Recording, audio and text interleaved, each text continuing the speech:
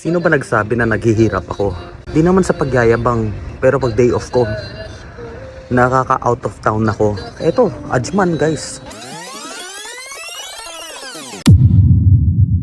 Good morning guys! Sharjah! Kararating lang natin 5 AM in the morning. It's Sharjah. Since day off natin, mag out of town tayo. Out of town ride pala. Ayun. So Sharjah, let's see how far we can go. So tara! So yun, sa mga di nakakaalam, itong souk na ito is very monumental para sa akin. Pinanganak ako dito sa Sharjah. And dito rin nag-meet ang parents ko, mom and dad ko. Kasi si mom nagbebenta ng mga tape and si dad mahilig sa music. And doon sila nagkakilala sa souk na ito. And ayun, lot of childhood memories. Nawala ako sa souk na yan. Tapos yung nahanap naman ako ni mama. And ito, behind me, itong area na to, dyan palagi nagpi-fishing ang dad and grandfather ko. So Sharjah will always be close to my heart, no? And it's such a blessing na I get to see this place again. So kanina pala, hindi pala yun ang end ng Sharjah. Nasa Sharjah pa pala tayo. Pero malapit na rin tayo sa Ajman. Push na lang, nandito naman din. Malapit na tayo sa Ajman. Actually, ang tingin ko dyan sa likod ko, Ajman na yan. So, hey, let's go!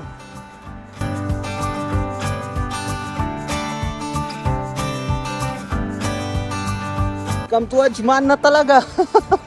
Ito na, Ajman na! Alright!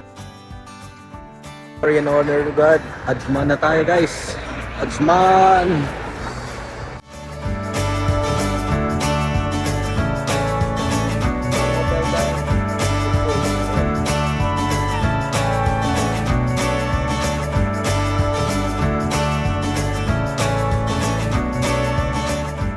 Ajman, ito yung endpoint ng ride ko. Chai tayo.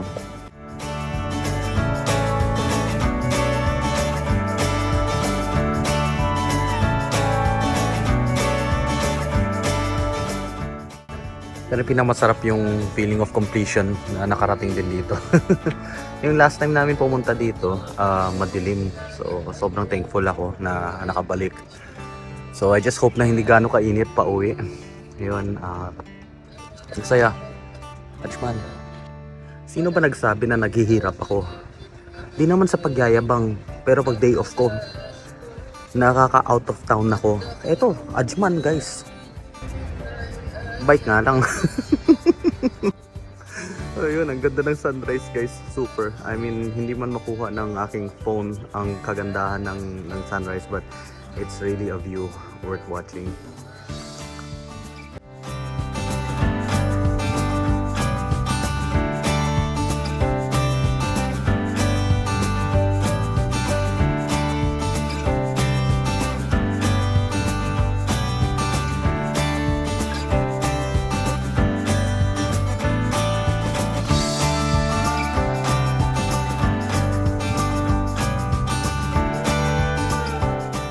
Favorite spot ng dad and grandpa ko mag-fishing dati nung bata kami.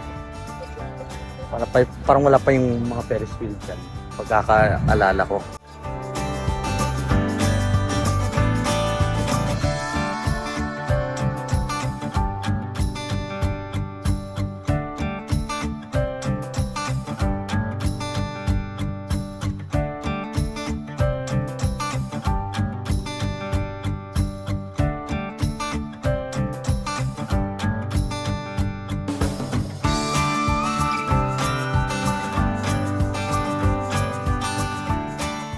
Tingnan nyo lang, traffic.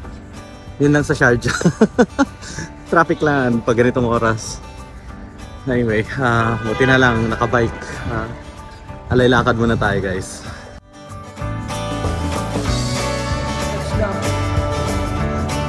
All glory and honor to God. I can do all things through Christ who strengthens me. Philippians 4:13. The reason I post these videos is to encourage those who have gout or who are overweight like me, that if we ask Jesus Christ to help us and restore our health, kayang-kaya niya.